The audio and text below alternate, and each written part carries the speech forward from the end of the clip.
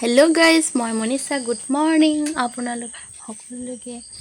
মই এতিয়া গৈ আছোঁ ৰানিং কৰিবলৈ গৈ আছোঁ। হাতত জোতা লৈ গৈছোঁ।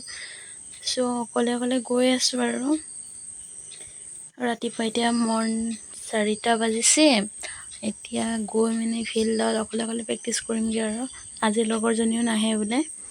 তাৰপিছত এতিয়া ফিল্ডত পালোহি। তাৰপিছত জোতা পিন্ধি ল'লোঁ। তাৰপাছত এক্সাৰচাইজ অলপ কৰি ল'লোঁ।